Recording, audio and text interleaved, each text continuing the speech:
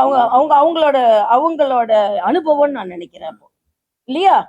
அப்ப ஆளும் கட்சியா இருக்கும்போது போன வாட்டி எல்லா போராட்டங்களையும் நீங்க தூண்டிதான் செஞ்சீங்களே. அப்ப அப்படிதான் செஞ்சுட்டு இருந்திருப்பாங்க போல இருக்கு. பாம்பின் கால் பாம்பரியும் மாதிரி ஒருவேளை எல்லாம் அப்படி பண்ணிட்டு இருந்தாங்க போல இருக்கு.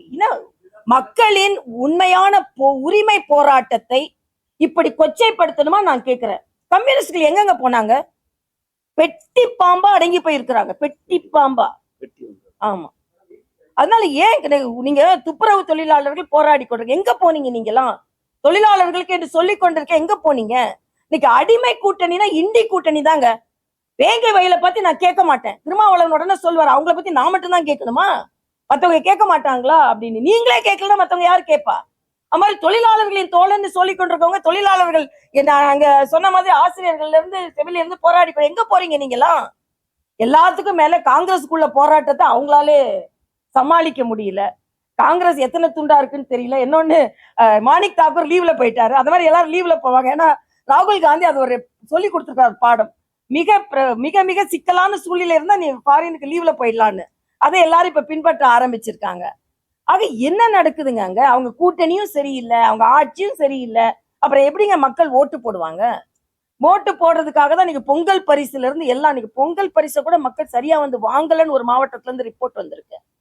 நீங்க கொடுத்தா கூட அதை வாங்க முடியல எங்களால அப்படின்னு சொல்லி. என்ன நடக்குது ஆட்சி?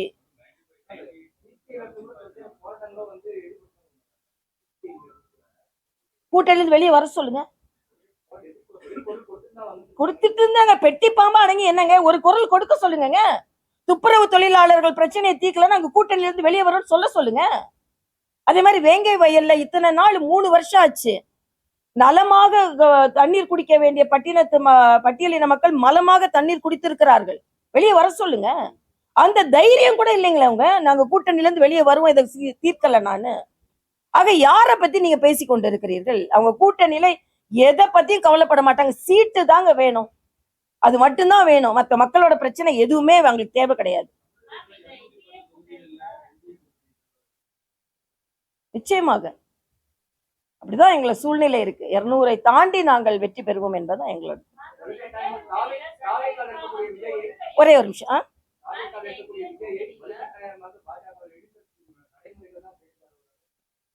என்ன தகவல்? யாருப்பா கொடுத்தா அந்த தகவலை?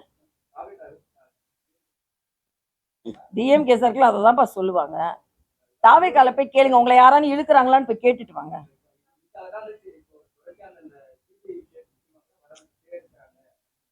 அது சட்ட ரீதியாக நடவடிக்கைப்பா. வர வச்சுக்கிட்டே இருந்த அவர் அங்க வர வைக்கிறது இங்க வர வைக்கிறதுக்காக இல்ல. அதாவது அரசியல் ரீதியா என்ன வேணாலும் நடக்கலாம்.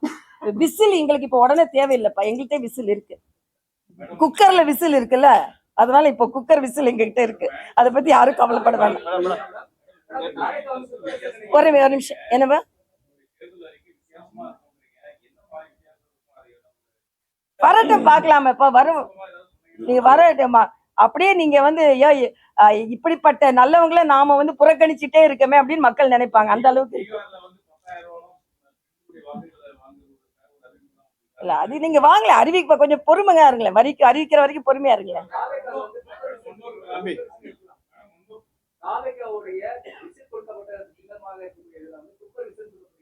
அப்படி சொல்லலப்பா. நீங்க விசில் உடனே நீங்க தேவையான்னு கேட்டா எங்ககிட்ட இப்ப ஒரு விசில் இருக்கு, குக்கர்லயும் விசில் இருக்குல்ல அப்படின்னு நான் சொன்னேன்.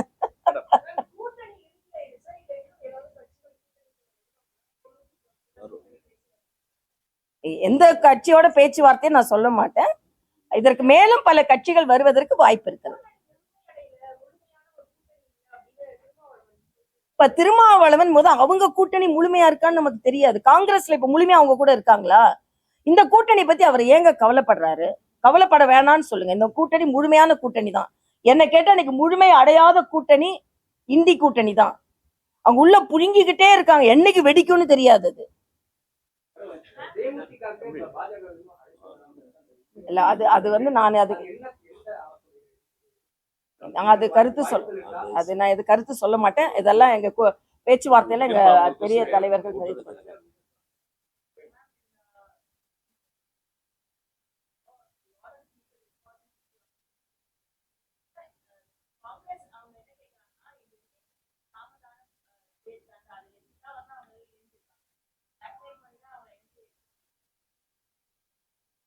நான் கேக்குறேன், இல்ல நான் கேக்குறேன், இவங்க எல்லாம் டெல்லிக்கு போனாங்கல்ல, காங்கிரஸ்ல குரல்கள் எழுப்பி கொண்டிருந்தது, எல்லாரும் டெல்லிக்கு போனாங்க. என்ன பிளாக்மெயில் செஞ்சு நீங்க வந்து வாயை பொத்திட்டு இருக்கணும் எப்ப சொன்னாங்க?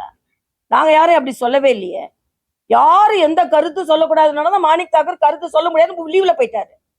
யாரு சாம பேத தண்டத்தெல்லாம் நாங்கள தண்டமா அவங்கதான் இருக்காங்க, வேதத்தை அவங்கதான் பார்த்து கொண்டு இருக்கிறாங்க.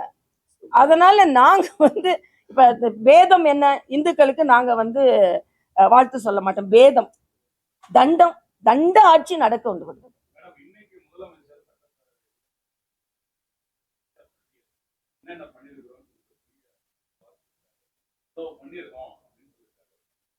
அதைத்தான் நான் சொன்னேன். இப்ப ரொம்ப பயம் வந்துருச்சுங்க அவருக்கு. நேத்து மரியாதைக்குரிய பாரத பிரதமர் வந்ததுல இருந்து ட்வீட் போடுறதுல ஒரு பதற்றம், இன்னைக்கு சட்டமன்றத்துல பேசுறதுல ஒரு பதற்றம்.